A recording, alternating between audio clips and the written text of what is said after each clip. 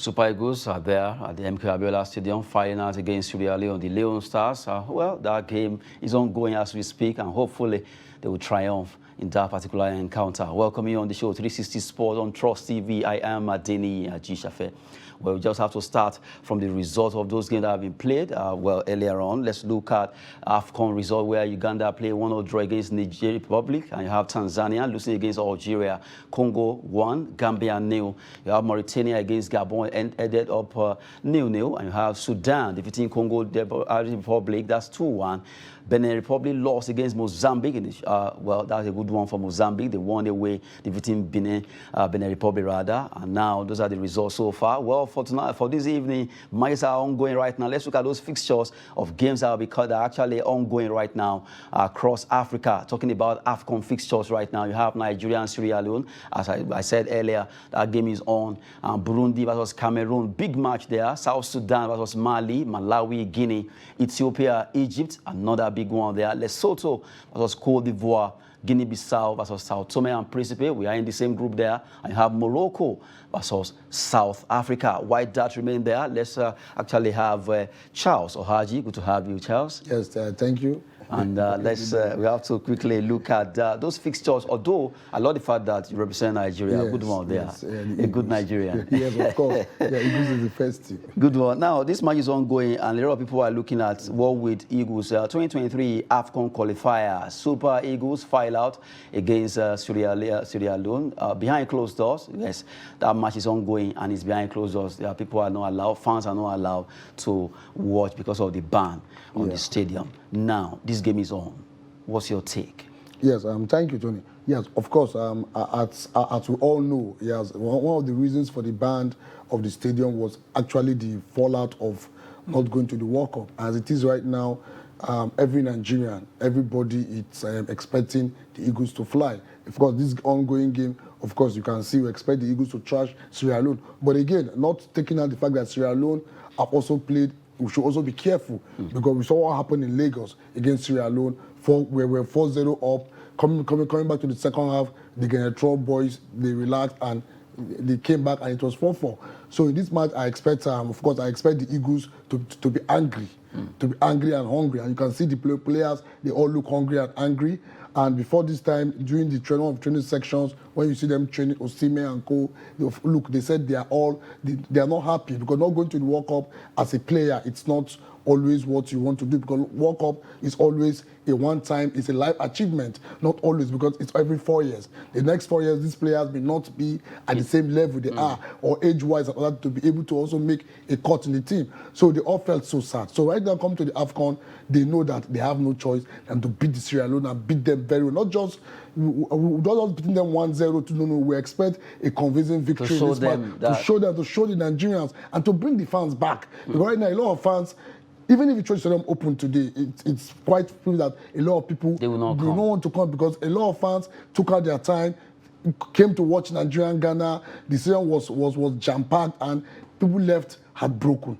So nobody wants to get heartbroken now. So they need to call back the fan. How do you call back a fan? It's by a result. When they see you charge a team 6-7-0, the fans naturally come back. Can we beat them 6-0? Yes, it's football. Anything can happen. We expect, because the strikers, the team we have, everybody in that will expect them that they can deliver. They can score such goals. Osimhen is an opportunity for you to get your first hat trick for your nation. Sadiq Umar, they are all there. Cyril, it's a time for everybody to get that goal. So I expect the best from this match.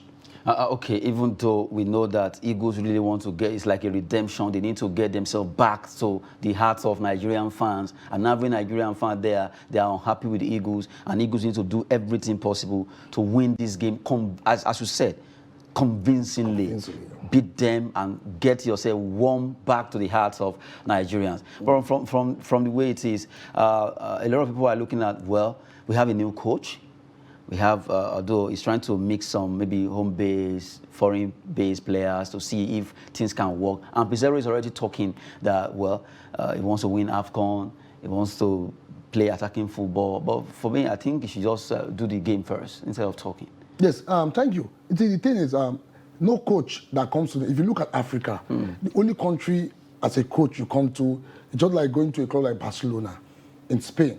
when you know you are coaching a team like Barcelona, you know these teams, everybody you meet there are talented. All you need to do is just do the right thing, keep the discipline, tell them what to do, and they go, they deliver. So every team coming to Nigeria, it's like the Barcelona of the world. When you come to Nigeria, the talents, the skills all over the world, it's just there. Every coach that comes to Nigeria knows that they have the material, raw talent in Nigeria just to blend them up.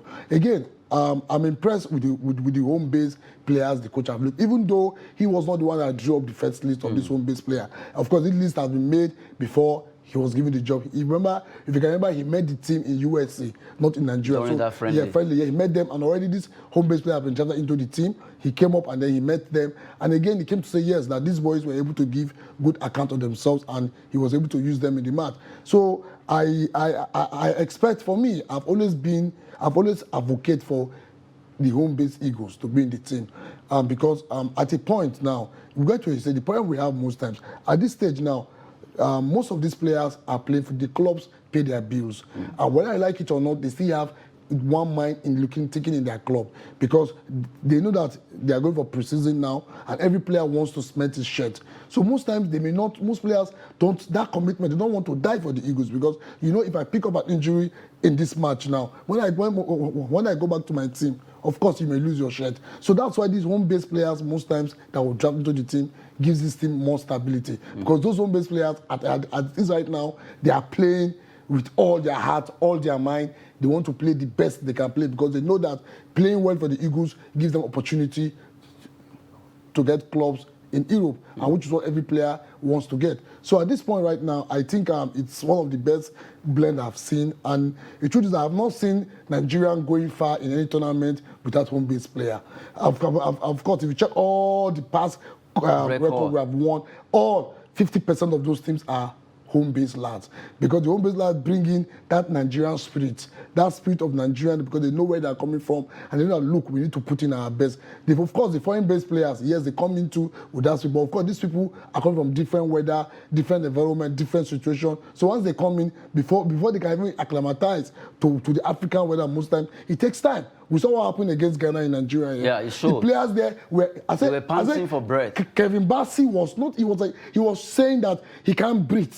He wouldn't blame, he can't breathe. Because of the weather and all this. You know, but if you have home base, maybe 2 or 3 in the team, those 2 or 3 will keep carrying the team. Yeah, they'll keep going, they'll keep working, energy, keep covering up for their colleagues, making the passes, making the run, doing the marking, covering up, giving them time to recover, giving the foreign base time to recover their breath, and then get them back into the game. It's happened to Ademola Lookman and they were out. They said they cannot breathe. When a player tells you he can't breathe in a high tension match, of course you know what happened. Two things will happen. Psychologically, he's going to switch off, because now he's thinking of gasping for air. His mind that means at that point he has switched off. And in football, when you switch off a second, it's always deadly, because when you switch off a moment, a lot of things can happen. Even the goals we considered both at Tunisia, our game against Tunisia, was just switching off. Your eyes must always be on the ball. So the switch off we have, even the one we considered against Ghana in Nigeria, the goalkeeper switched off just for a second. And that was all. But your eyes must be on the ball till the end of the game. At every point, it was a focus on the ball and look at it. So that's the thing. So I expect a good result. And again, the formation, Pizarro came up with a formation of 3-5-2 for us against our first match with Mexico. And Finidi will tell you that no, this is not how we play. But because for you to play a formation, you need to have some certain type of players in your team. There are players like Victor Moses and some other players who play such formation. So we have to revert to our 4-back, 4-4-2, and we saw how we were able to excel. So for me, I pray if he keeps to that formation, 4-4-2, which is normal Nigerian formation that we are used to. I think this game, I expect a resounding victory from the Super Eagles. Now, when it comes to Super Eagles' performance, we know that right now they are really kind of a wounded lion. They want to get back quickly. They know how important the fans are to them. And aside the fact that the stadium actually is under ban for just this match, Eagles really need the fans worldwide, both local or international. But Eagles lately, it seems as if maybe I would call it they were complacent, or they took it for granted. The love Nigerians have for them, or taking other teams for granted. I can't figure it out. Is it that they are playing underrating other teams, or they just feel, oh, come on, they can beat anyone? Yes, thank you. Yes, underrating, of course, it's one thing in football that comes with, it comes with, I don't know, I think it comes with your play. Most times you underrate a team because you think I'm better than this team. When you look at the player, when you look at Nigerian 11, if you put the 11 Nigeria put together, when you look at the cost of that Nigerian team, and you look at a Sierra Leonean team, you can't even value it together. Just only Osimhen, I'm sure his value of Osimhen can automatically cost over the whole Sierra Leone team if it comes on rating and what they've been able to achieve. Nigeria is a big footballing nation. Nigeria is a big footballing. Nigeria is a very big, great footballing nation. And of course, over the world, we've won title. You know, what I think, and that's what I keep saying this, that most times when we get to that stage, it has to do with that commitment. And that commitment it's not just halfway, full way. I mean, you have to, there's this determination, this spirit Nigerian has that has been lacking in the Super Eagles from time. I mean, not going to the World Cup against Ghana. Yes, even though Ghana match, it's always a derby match. In a derby match, it can go either way. Nobody knows. Of course, there is a reason. You have a reason for playing the derby match. Everybody has why he's playing that match, not just because you think I want to win. So that's it. But even at that, there's this Nigerian spirit of never say never that is lacking in this team. We used to see that spirit in the 94 team. See players like Omokachi taking the ball, even with his neck, he wants to score a goal. Even when they are losing, they pick the ball, they keep pushing. Almost all of them. They keep pushing. Everybody, Amunike, you see that pushing, they want to get there. But with this particular set of the Super Eagles teams, those things are what is actually lacking. Now, you just mentioned 1994 set, Cum 1996, how committed they are. What happened between that set of players? Amokachi said, Rashidi Yekini said, Ujeje Okocha, now to this set of players, that they just seem not to get that seriousness, that commitment is not as the way it used to be. What happened? Yes, what happened was because we completely relied on the overseas-based players, foreign-based players. That was just actually what happened. The reliance completely on foreign-based players, not giving the local players or the home-based players a chance to come to the team and not believing in them was actually what has caused problem. In 2013, when Stephen Keshi won the Nations Cup, we saw the blend of team. The cup was given to us by Sunday. Sunday Mbah scored the only goal we had in the final. He was playing with sunshine. He was playing with sunshine. So you can see these are the things that we were missing. After that time, coming up from that year, so these were the things that were missing in the team. I mean, every coach that comes just want to rely fully on the foreign-based players. Now, forgetting that these players have changed both the weather, their mentality, with the money, money, too much money with their pockets. I mean, so many things has changed, and they will not be able to. These people are not willing to give in that. They are willing to die for this country. But if we're able to still believe in the local players, okay, hey, if I don't play well, I have a home-based player that will take my position. That is dying, fighting to come into my team and take my position. And again, another thing, and that contributed to the killing of our local league. Because when you play in the local league, what is the price of playing in the local league? The price is a national call-up. But when there are no national call-ups in the local league, what am I playing? If I finish playing, all I want is to get a contract and go to Cyprus. All I'm thinking of going to Hungary, Sweden to get a club and collect peanuts.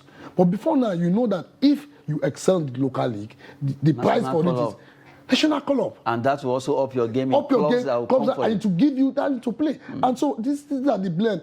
And coming out completely, we missed others. Look, it got to a point that even the junior teams, under 20, we are still looking out to bring in players abroad, even under 17. This was the point we are almost having with them. But thank God this time around, we've been able to, we are rebuilding. For me, this is a rebuilding process for Nigeria, all the national teams, and everyone. We are rebuilding, and we'll be able to get it right now. We're trying to get it right, come back, get it right. From the last National Under 17 screen they just did now in Abuja, from what I saw from Nduk Ogbade and his technical, and then Coach Ilerika and his technical crew, I knew that, okay, Nigeria, we are trying to build a foundation whereby in the next 5-6 years, they can get players that will mature into the Super Eagles and come with that same mentality and that same spirit and be able to make Nigerians happy and make us proud.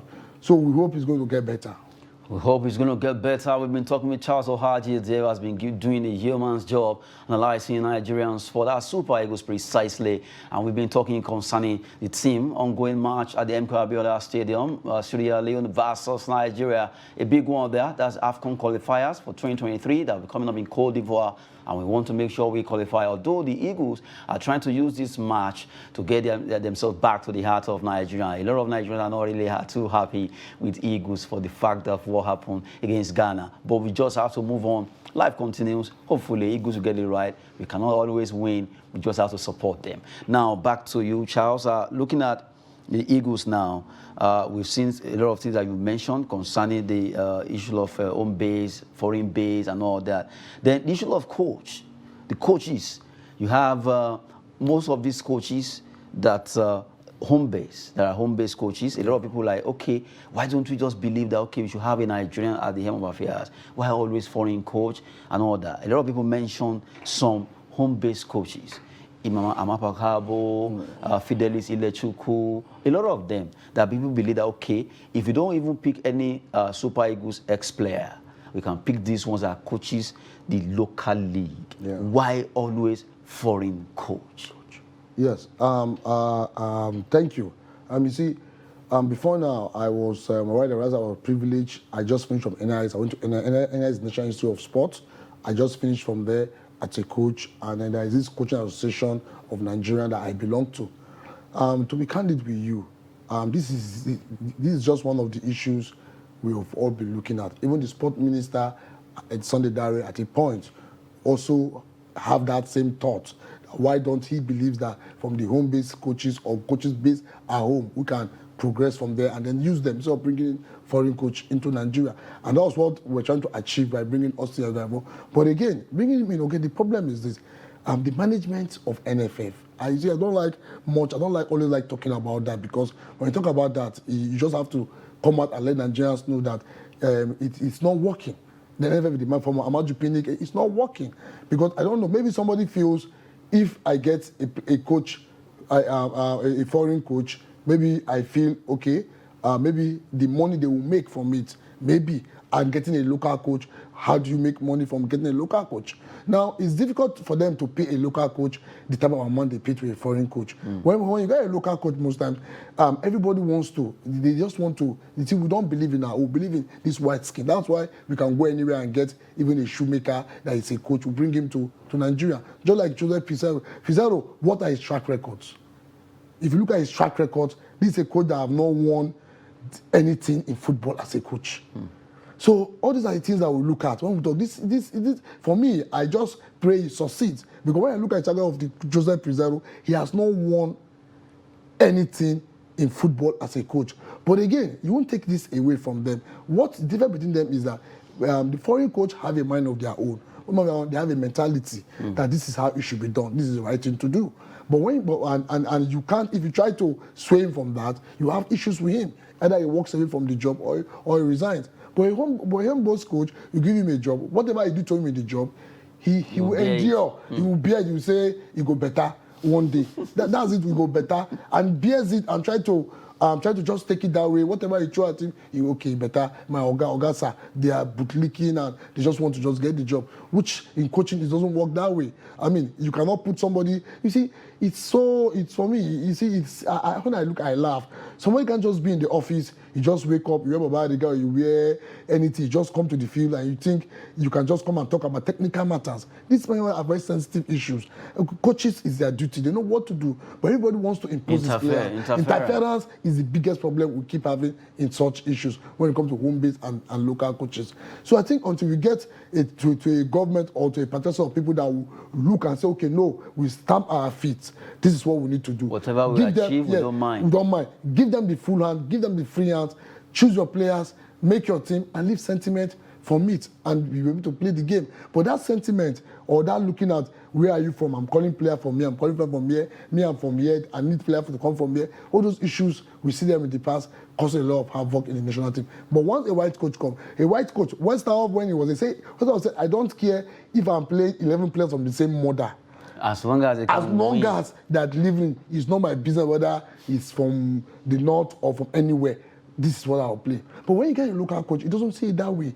They want to say, okay, fine, I take from here, I take from here to balance the team. But football is not played like that. And that's one of the problems the local coaches have been having. But but don't take anything away from them. For me, I think the local coaches have done great. They've done very well. And I think they should be given more opportunities in these teams to be able to see how well they will do. I have strong belief in local coaches.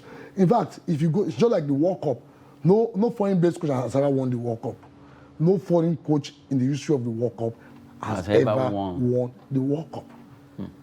So, but that's the truth. So if you have to win the World Cup, you need to get a local coach. Now, Senegal are patient. Nigerians are not patient with our coach. Ogaivo just had 2 draws against Ghana. The next thing, he's sacked. But in Senegal have a coach that has been there for the past 6-7 years. They were patient with him until he won the Nation Cup for them. And then he won the World Cup. And then developed the Senegalese football. In the next 20 years, Senegals are going to remain a football power in Africa. Why? Because the coach has been able to stay there, keep developing.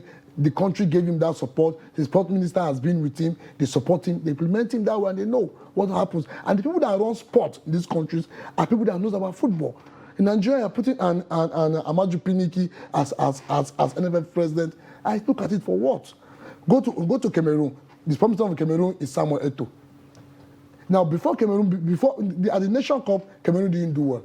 But come to the World Cup, in fact, their last game that they won away, Eto'o was training with the team. He trained with the boys. They trained together. Just to let them. He trained. He played. They trained. Them. He said, "Look, this," and they came and they won and they qualified. So until we start putting the right people in the right places in Nigeria, we will keep getting it wrong. We need to be able to put people and cut out that political issues we bring into sport. It's just too much. Now, for you to become an NFL president, they must have looking for delegates from everybody to come and vote you. But it doesn't work that way. Football is different. We need to remove football entirely from politics so we can get it right and move. I tell you, sport alone, if we get it right in sport can solve 60% of Nigeria's unemployment problem. If we get it right in sport, both in insecurity, it will solve those problems. How do you get it right? You must use the local coaches to achieve all these aims we want to achieve. Not just bring it. If the president you are bringing, what is his comment? What is his interest in Nigeria? He's not in Nigeria. Even if you lose your match, he goes back to his country and it doesn't bother him. But I tell you, also wherever he is right now, every day he wakes up, he will always remember that sad event that I couldn't take my team, Nigeria, to the World Cup. Because of that being in Nigeria, he wants to have another chance. He wants to correct their mistakes. He wants to see us get it better. So it's just a lot of issues. So I wish him well, the foreign coach. I pray he's able to deliver us and take us to the Nation Cup. But of course, Nigeria, even without a coach or in his side, whoever you give, even if it's you, I give the super good players, I'm sure you'll be able, you should be able to tinker them and get them to beat Sierra Leone and get them to naturally we are talented. Naturally, you can be able to get them there once they are disciplined. So you want to get them there and get them to where they are going to be. So I wish him well. Of course, he has made some policies in the team that I'm happy about by saying no earrings, no this, no that. He's trying to bring discipline in the team. Yes, which is one of the things that wasn't in that team when Ogaivo was the coach. So he's bringing in those things there. And let's see how well he's going to use that and then take it, work to his advantage and see how far he's going to go with the Super Eagles. Okay, we've been talking concerning the Eagles right now. Match ongoing between Nigeria and Sierra Leone. Hopefully, we actually teach them a lesson by qualifying. At least we want to beat them, as they say, mercilessly. Well, hopefully, Eagles will actually fly, and we want things to be done right concerning we've seen some home-based players. It has been Charles Ohaji giving us those analysis there. Now, before we go quickly, let's look at some transfer stories just to at least chip in. It has been the norm right now. A lot of people are moving around. Where Manchester United submits offer for Barcelona, Netherlands midfielder Frank de Jong. De Jong has been a player that Manchester United wanted. They want him to join them. Eric Ten Hag has not hidden his love for the young man, but right now they've submitted an offer. Well, that will be with an add-on, £60 million with an add-on. We're waiting to see what's going to happen concerning that particular deal. And still talking about transfer, Gareth Bale's agent, Joshua Barnett, actually has dismissed link. He has dismissed link with Getafe because news came out that Getafe will be getting Gareth Bale to join them, although he doesn't want to leave the city of Madrid. But right now, Joshua Barnett has dismissed that particular link of Gareth Bale to Getafe. Well, from the way it is, let's wait for the Welsh player. Where will he be going? Because we also had a Cardiff City are interested in getting him. Hopefully, let him get his best of football in any way he wants to move to Manchester United. Actually, they reject Tottenham Hotspur bid for Marcus Rashford. Rashford has been a player of Manchester United, and right now Tottenham Hotspur actually they are bidding for him, and Man United are rejecting that bid now. Talking about that particular story there that we just said, look at. Well, we also talk about Arsenal. Arsenal receives a boost to sign Switzerland defender Manuel Akanji. Akanji played for Borussia Dortmund, and they want to actually get him also to sign for them. Talking about those players right now. Well, from the way it is, the transfer stories are getting very juicy, but the main reason why we are here is to talk about the Eagles, and hopefully Eagles will actually fly against Sierra Leone as that match is ongoing right now at MK Abiola Stadium. Charles Akanji has been the one talking, and before we go, what do you think will be the goal margin right now? Are we going to win 3-0? I should actually mention 6-0 or 7-0 earlier on. I don't think that is possible. No, it's football, it is possible. We expect them to win to win them and win well. I mean, considering that the last 2 games, friendly games we played, we lost. And in fact, we've not won a match in the last 5 games. Starting from Tunisia, we lost to Tunisia, we drew 2 games to Ghana, we lost 2 games against Mexico and Ecuador. So we've not won the last 5 games. So this time around, we expect them to win. I'm looking at score. I look at 3-4-0. The scoreline. Of course, we've beaten them 4-0 before, so I know we can still do it again to Sime. So 4-0, I think 4-5-0, it should be a good scoreline. You are getting close to that, your 6 Yes, goals. it should be a good. That is a massacre. I mean, and again, let me tell you, Eagles playing without fans, playing close door, I think should also give them a more time to express themselves.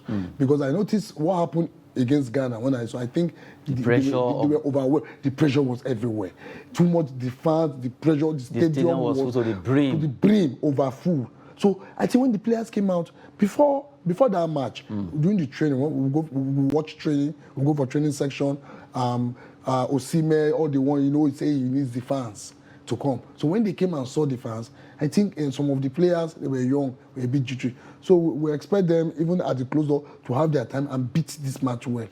Hopefully, Nigeria can actually win this game, where, as he said convincingly, he mentioned 5 or 6-0. We wait to see what's going to happen. The match is ongoing. A good one to have you, Charles Akanji. Thank you very much for coming. Thank you. Well, I am Adeni Ajishafe. Thanks for watching.